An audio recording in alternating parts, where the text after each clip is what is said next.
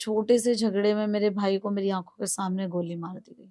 मेरे भाई की जो राख थी मैंने उसे अपने माथे पे, अपने चेहरे पे मैं उसको लगाने लगी। आज के बाद जहाँ तक पूजा शर्मा जा पाएगी, कोई शव लवारिस नहीं रहेगा। अभी तक मैम ने 4000 लाशों का अंतिम संस्कार किया। 4000 ये मैम अभी उससे जी, क्रॉस हो गए होंगे। 5,000 से ज़्यादा अभी हो चुका। 5000 हो गए। कितने टाइम में? अभी 4 में कुछ 2 टाइम पहले साल 6 महीने। 2 साल 6 6 महीने महीने। टोटल हो गए हैं। हाँ जी। हाँ, सच बताऊँ तो ज़िंदगी बहुत छोटी-सी थी और उस छोटी-सी ज़िंदगी में पूरी ज़िंदगी जी ली गई। 2019 में मेरी जो मदर थे उनकी ब्रेन हैमरेज से डेथ हो गई थी। 2019 में। हाँ जी, जी। 2019 में। 13 मार्च 2022 को मेरे जो बड़े भैया थे, मैं दिल्ली में रहती हूँ, दिल्ली के एक नंदनगरी इलाके में। वहाँ पर एक छोटे से झगड़े में मेरे भाई को मेरी आँखों के सामने गोली मार दी गई। आपकी आँखों के सामने। मेरी आँखों के सामने जी। वो आप ही फ़ील कर सकते हो वो पल तो मतलब सोच के ही ऐसे रूह काँप जा रही कि मैं आँखों के सामने एक आपकी फ़ैमिली के किसी मेंबर को गोली मार दिया जाए या कुछ भी एक घटना हो जाता है, एक छोटा-सा एक्सीडेंट हो जाता है तो ऐसा लगता है जैसे जान निकल आई। जब मैं उन्हें हॉस्पिटल लेके गई, तो डॉक्टर ने उनको मृत घोषित कर दिया। तो उस वक़्त इतनी हिम्मत नहीं बची थी कि मैं अपनी 90 साल की दादी या अपने पिता को किस मुँह से बताऊँ कि उनके बुढ़ापे का जो सहारा है वो छीन चुका है। मैं उस बुजुर्ग पिता को कैसे बताऊँ कि जो सपना तुमने देखा था कि कल को तुम अपने बेटे के कंधे पे जाओगे, आज तुम्हें अपने बेटे का शव उठाना पड़ेगा। मैं अपने भाई की जो डेड बॉडी थी वो हॉस्पिटल में छोड़ के और जहाँ उसका मर्डर हुआ था वहाँ आ गई।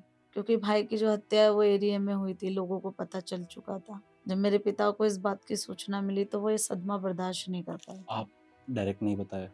नहीं, मैंने नहीं बताया ना दादी ना पापा को। लोगों द्वारा जब पापा को पता लगा, तो पापा ये सदमा बर्दाश्त नहीं कर पाए थे मेरे। वो कोमा में चले गए थे।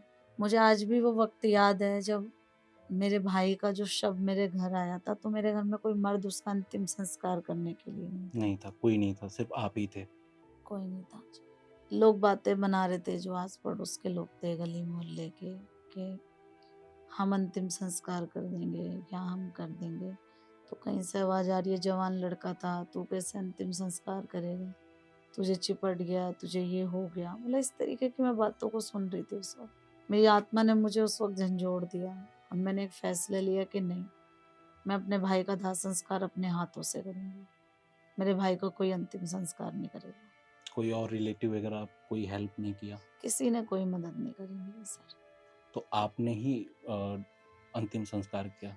हाँ जी, मैंने अपने सर पे पगड़ी बाँध के अपने बड़े भाई का अंतिम संस्कार किया। आपका चल रहा है, ये कब से स्टार्ट हुआ जर्नी जी, अंतिम संस्कार करने का? जी।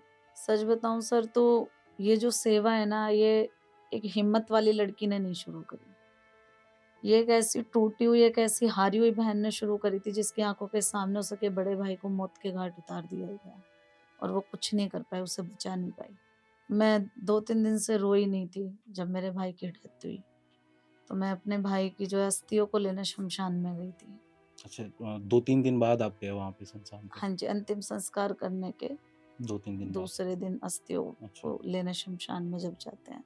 मैं जब उसकी अस्थियों को लेने शमशान में गई सर, तो मैं देखती हूँ सामने ना शिव का मंदिर बना हुआ है, शिवलिंग बनी हुई है। क्योंकि मैं 2-3 दिन से रोई नहीं थी, मन में एक दर्द था। मैं बस जैसे एक बेटी पिता से अपनी शिकायतें करती है ना, मैं वो शिवलिंग को पकड़कर ज़ोर-ज़ोर से रोने लगी और बाबा से शिकायतें करने लगी कि हे भोलेनाथ, मतलब मेरे परिवार ने क्या गुनाह किया था? आपने मेरे पापा को छीन लिया, मेरे भाई आपके को आपके छीन लिया। पापा अब जब कोमा में कब नहीं, तक थे? उस वक़्त पिता मेरे कोमा में थे। मुझे नहीं पता था कि मैं दोबारा उन्हें देख पाऊँगी या नहीं अच्छा। देख पाऊँगी। आपने मेरी मम्मी छीन ली, मेरा भाई छीन लिया, पापा कोमा में हैं, पता नहीं मैं दोबारा देख पाऊँगी ज़िंदगी में उन्हें या नहीं देख पाऊँगी। क्या गुनाह क्या था मेरे परिवार का? मैं वहाँ से उठी और मेरे भाई की जो चिता थी मैं वहाँ चली गई।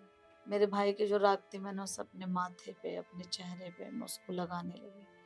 जिस वक़्त मैं कर रही थी वहाँ पे एक पंडित जी थे मौजूद। उन्होंने मेरी वीडियो बना ली इस डर से कि कभी ऐसा देखा नहीं एक जिंदा हुँ, इंसान, वो हुँ, भी हुँ। लड़की, और एक मृत व्यक्ति की राख को बिना डरे वो अपने तन पे इस तरीके से मल रही है।